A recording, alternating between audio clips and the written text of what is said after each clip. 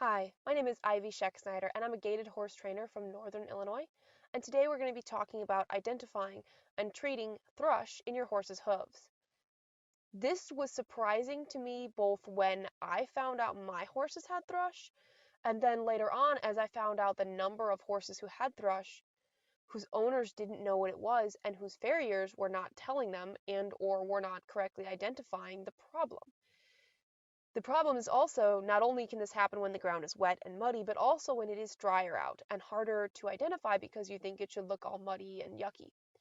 And I was finding that many people's horses, they had thrush, but no one was telling them that they had it, which is a shame because it's such an easy thing to treat. It doesn't require a vet visit, it doesn't require any special tools, and it is not even that painful for the horse to be able to treat it. And so it becomes fairly easy to take care of the problem. But the problem was no one that I was finding was identifying it and treating it. So, this is not a complete comprehensive talk on the subject, and I am not an expert or a farrier or a vet. So the tips I'm giving you, you take at your own your own risk. And I'm hoping that they'll be helpful and you'll be able to share this video so that more people can identify and treat this problem, which is very simple and not expensive to get rid of. Hey, Nancy and Stacy and Marie and Rachel and Sherry from Indiana. Hey, guys.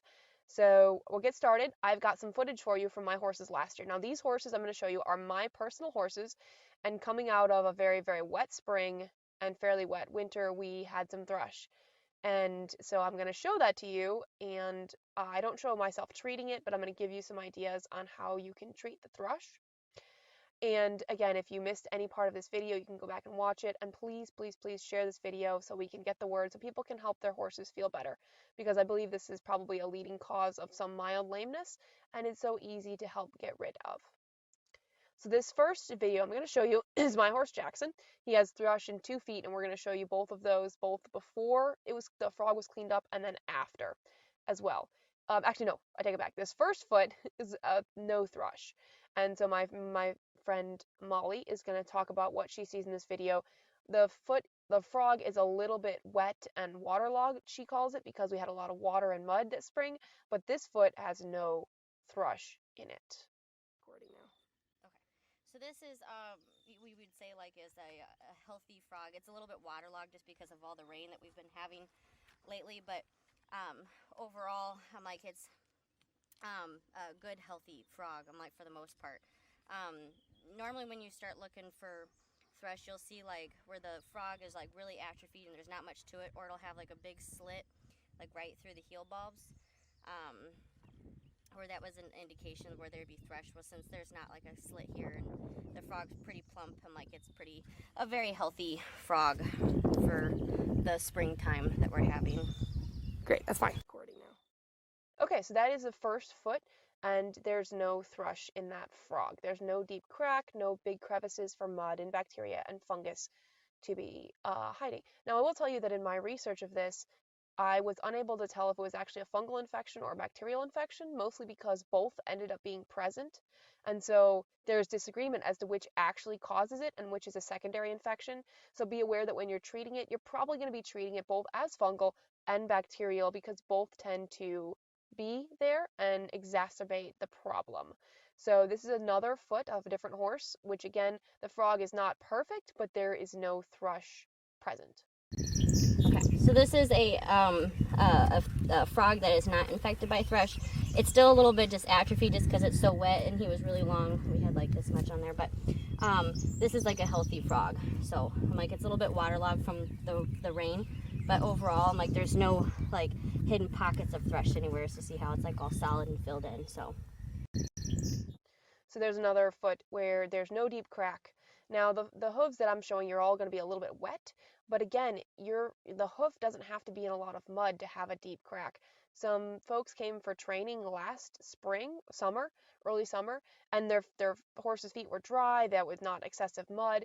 There was a deep crack that I could actually see without even picking the horse's foot up that showed that thrush was present, and the horse was shod and very well taken care of, but they did not know that thrush was even there because the farrier wasn't telling them. So just because your farrier doesn't say anything doesn't mean that thrush is not present or is not an issue. And again, that's what the point of this video is, because I didn't know and I want to pass on some of the stuff I've learned. Hey Coco, hey Brenda, her horse gets it frequently, which mine do as well. Hey Melody and Regina and Monica, and hi Stephanie, and Anita from British Columbia, and hi John, and hi Kathleen, and Tara. Susan says, this will sound crazy, but Mitchum Gel Antiperspirant will get rid of thrush within 2 days. Susan says, that is awesome to know. I did not know. So thank you, Susan, for sharing that tip. I've got a couple tips here at the end for you. Some of the things I've tried and some things that people have just recommended. So here's the first crack on one of my horses, and the second video will be the hoof cleaned up. So this is an indicator that your horse has thrush when you see this slit. So between the heel bulbs here, you should not have a crack like this. It should be filled. And then when you start seeing like all the flaps and the crevices in the frog, that's another indicator that you've got thrush. But again, it's really wet this time of year too. But this is just the difference between the other one, where the other one did not have this crack through here. It was filled in. So this is So that was the first one, and the second shot here is the same hoof, but with the frog a little bit cleaned up, but with the thrush still present. So I basically just took off the big flaps and cleaned it up, so that way it lets it air out and helps treat it, you know, by airing it out, and then it's easier for clients to access the spot and get it treated too. So this is there you go, guys. That's what it looks like, a little bit more cleaned up. I've got a couple more videos to show you. And again, ideally your farrier will clean the frog up and clean up any of those flaps so that you can clean it and the bacteria and the fungus won't be able to hide in there where it's damp and moist, and, you know, have more room and chances to grow. That's kind of the goal, is to get this cleaned up. Here's another horse and another foot with another case of thrush. So this is the thrush that's in the hoof. It should be solid, it should be filled in again, and then you get all the crevices here in the frog. It's all like flaky looking. So this is an infected frog with thrush, and then the crack goes pretty deep, and see, it's kind of even sensitive on it if you poke too hard. But and what will it look like if the horse has a little thrush when you ride them? What will they do? Usually they will be lame. Not always, but you know, horses have different pain tolerance too. So, but like sometimes you'll get like a head bob or a limp or something like that, where people will be like, I don't know why my horse is limping, but you know, this is usually the cause of it for stuff like that this time of year when you get all the rain. So this is okay. So there you get to see another foot. That crack was pretty deep, and you can see my horse was tender about it and moving his foot away. That's actually one of my horses, Jackson. One of his feet were used for some of this. He actually would be lame only on gravel, and it was only from thrush. He didn't have an abscess. His feet are fine. He had some thrush, which was causing some lameness on the rocks because he is barefoot. So something to be aware of, that sometimes sensitivity is not necessarily from the foot. It could be from the frog or from atrophied frog or infection that's resulted from the thrush. And hey, Valerie and Denise, and good afternoon, Pamela. And Greta says, glad to hear it's not just my farrier. Unfortunately, the more and more I'm finding that other farriers are not explaining this to people, and it's very sad. Hey, Joanna and Teresa. Shanna says, no thrush has worked great on one of my horses that was resistant to other treatments, so it's the only product they'll use. So there are some horses will have more difficulty, so you may have to try more than one product. Christine says, it smells bad like Brussels sprouts. See, I find that the bottom of my horse's feet, if it's muddy, smells bad anyway, so I'm not very good at identifying that. And Christine says she likes Brussels sprouts.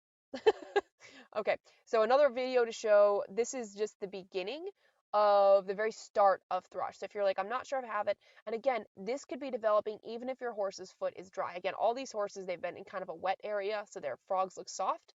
I have also seen it on horses where their frogs are much firmer, but there's a very large crack that develops. And it, even though it can heal on its own in a drier environment, it'll heal up much faster if you treat it first.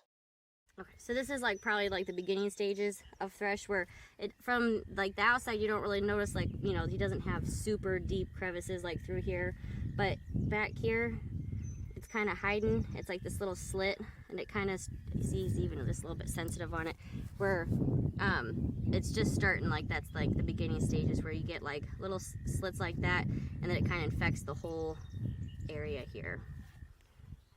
Okay, so this is like probably like the beginning stages. Alrighty, there you go. There's some footage for you showing both before, during, and after. Not after, but it shows you a good foot, and then with Thrush in the very beginning of Thrush, but it will look different. This is not exclusively what it looks like, or it can take other shapes as well. This is just what I have footage of to show you guys. I'm going to go ahead and show you a few of the products that have been recommended to me. I'm not endorsing these necessarily or telling you that they work, and I'm not getting sponsored by any of these products. So I'm going to go ahead and show you these, and hopefully they'll be helpful. I've been suggested that using this product, hold on one sec. So this product can be helpful. Hipaa Cleanse, basically to disinfect the entire foot, and you can spray this on after you clean the foot out, and scrape up any mud. You can put this on. It's cheap from Amazon, or probably your vet will carry it, and you can just put this on the bottom of the foot. And then you have a couple other options that I've heard recommended by vets and farriers. So these are, again, I'm not endorsing it. I haven't really, this one, Art of Mud. Okay, let's see if we can get the exposure right. There we go. And I have not personally used it. It's thick and heavy, and so I'm getting ready to use it on some of my horses that have it. And then another one, this has been advertised, this one right here. And so I've heard good things about it, but I've only just started using it. I haven't had any issues, but I don't know how well it works. So I'm just mentioning those. And another one that a lot of people mention, and I have personally used, the Tomorrow stuff. It's Tomorrow. You can usually get it at Tractor Supply Store or Farm and Fleet or Amazon, and it's a treatment for cow issues, cows, they use it for cows, but you can squirt it in the bottom of the foot wherever the thrush is as well, and I've had no problems with that. And some people will take cotton balls and pack that in the hoof as well, but I've just had fairly good success just packing it in there, and then trying to treat it a few times a week. And so that is pretty much what I have to share with you guys, unless there's any questions or other anything else people have to add. Hi Angie and hi Nan. Linda said my farrier was just here and just showed me exactly where to treat my horses. That's awesome, because there are farriers that are awesome. My farrier is great, and the farrier that did this video for me that you saw, her name's Molly, and she's in Central Illinois, and she's amazing with horses. And she was always make sure to tell me if I had the littlest bit of thrush, or even just like, hey, you might want to treat it preemptively, because not all farriers will do that. And so it's awesome when they will.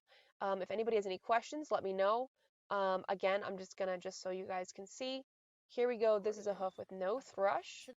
And you can kind of see that there's no deep crack in the back between the heel bulbs. That's one of the very most obvious signs, is there's lots of crevices and flaps on the frog, and there's a deep crack. And what it looks like is this one right here, where you have this deep crack that she's showing you there. That's normal, and it can get wider and wider and deeper and deeper. And of course, you can have really here in the frog. Bad it's all like flaky looking thrush. Sorry, I thought that turned off. You can have really bad thrush infections on there, and it can get deeper and deeper and be wider and wider as you're looking at a crack like this. And it doesn't have to just look like this one. This is narrow and soft. It can be wider. It could be not as deep, and they could look like a lot of different things and still be thrush and still need to be treated. And so that's something to look out for on all of your horses. It can be front or back legs. My horses tend to get it more in the front, but they absolutely have shown it in the back. Some of the horses we've shown here, it was the back foot. And so it's just something to be really aware of and know that you can treat it, and it's not that expensive. And just watch for it, because you could head off a problem before it even gets bad. And that's what's awesome about this, is it's super cheap to treat. You don't need a vet. You don't need the vet to come out. And so hopefully that helps. Denise says, yay, her first live video. Great, Denise. And Sherry says, I've heard a mix of iodine and copper sulfate helps. Haven't heard anything about that. Maybe it does. Some of this you might have to research yourself. Today and tomorrow for cow mastitis. Yeah, the tomorrow I have used for the mastitis. Have I ever used Desitin 40% zinc oxide? I have never used it, Stacy, so I couldn't tell you anything about it. What was the name of the last item? Couldn't see it very well. So the name of the last item was, again, just started using this one, Equiderma Thrush and White Line Treatment. And again, I only just started using it, so I can't verify how good of a product it is. But again, it could be, that's what they advertise, and the horses, nobody reacted badly to it. Linda said my walker has big cracks. So Linda, you may want to just start treating for it. You don't have to probably treat aggressively, but start treating for it until those cracks fill in. And it might take a little while. With Jackson, when he had some big issues with it, it took a while for them to heal up, but a few months of treating it and it healed up great, and he was totally sound. May says treatment is clear, but how to prevent muddy pens. May, if you figure out how to prevent muddy pens, let me know. I will tell you, my friend Steph in uh, in Happenstance Stables in Ohio, they've done a really good job with with getting rid of mud, not getting rid of mud, but making sure their horses had dry feet. What they did is they put like not they're like bigger landscaping timbers down in rectangles and filled it with construction fabric and then gravel and then a larger lime on top. And that's what they fed horses on top there, but they pick up manure off of those pads every day, and they don't have more than 4 horses in a pen, sometimes just 2, sometimes just 4 horses on those, and the horse would go up and let their feet dry off, and they work amazingly well, but they're a little bit more high maintenance, but it works great for getting horses to dry their feet off. And if anybody has more questions, I can try to tag Steph so she can share what they did. But other than that, how to get rid of mud, let me know if you guys figure that out. Kathleen says, I always thought it wasn't thrush until the black icky stuff showed up. I didn't realize the cracks and crevices were considered thrush. Yeah, and that's the thing I didn't know. I always thought it had to look really, really bad and smell awful and be really black and yucky, and it's not. As soon as you start getting that crack, I mean, you saw how sensitive the horses were, and some horses are more sensitive than others, but those cracks are bad news, friend. You start treating those right away, it won't get bad. And that's about all I have for you guys, because those are my horses and I'm treating it right now in my own horses, so it's nothing to be ashamed of. Just try to start treating it, even if it's a few times a week, and it will be really, really good so that your horses won't get worse. Like Jackson had it pretty bad in one of his feet, and we treated it and it healed up great, but I didn't know about it. So until you know about it, it won't help. And this is please, please, please share this video with your friends on different groups so people start to realize what thrush is and can treat it. And it's just going to be better for the horses if everybody knows what thrush looks like. Laura says we put the medicine inside the cracks. Yeah, I don't have a video of treating it, but yes, for something like this, I would go ahead and you take it and you can put it right in that crack and squirt this in there, or the tomorrow. For something like this, I would take my finger and scrape it out, and it's thick, I believe. It's not even, I haven't even opened it yet. I don't know if I can. Okay, so this is really thick. You see it doesn't come out. And take it and try to squish it in those cracks as much as possible. Maybe even take like a popsicle stick out there so you can squish it. You want to get it in all of the cracks and crevices as deep as you can. And I really like the idea of this because it might stay in longer than something runnier, and that's the Art of Mud, which my farrier recommended, but again, have not used, and I'm not getting sponsorships for any of those products. That would be cool if I did. Darren, you're welcome for the information. Stacy, you're welcome. Connie says, have I used Thrush Buster? I haven't, and I also have not really heard that recommended by any of the farriers. But if you know that it'll work, go for it. I'll tell you to be cautious and do your own research on this stuff. I am not a vet or a farrier or licensed, so you're doing this stuff at your own risk. But I really just wanted it to be informational. Stacy says the Desitin is thick too. I use a syringe and hold it in my hand to make it more pliable. There you go. And Nathan says, thank you. You're all welcome, guys. Please share the video. Thanks for watching. And tomorrow's video is what is tomorrow's video? What did David do? This is what I get for not being prepped. Okay, so I have the schedule up for the rest of the week. And tomorrow's video is a head shy horse, how to work with a head shy horse. And I'll have footage of that for you.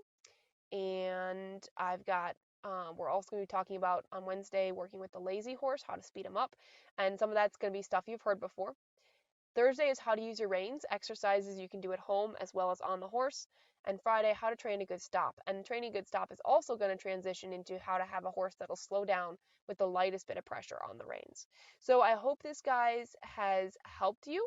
And I hope you guys have a good week. We've got some rain headed our way, so I'm going to try to make these videos in between the raindrops. And I hope you have some rides with your horse and these videos help. Thanks so much. Have a great day, guys.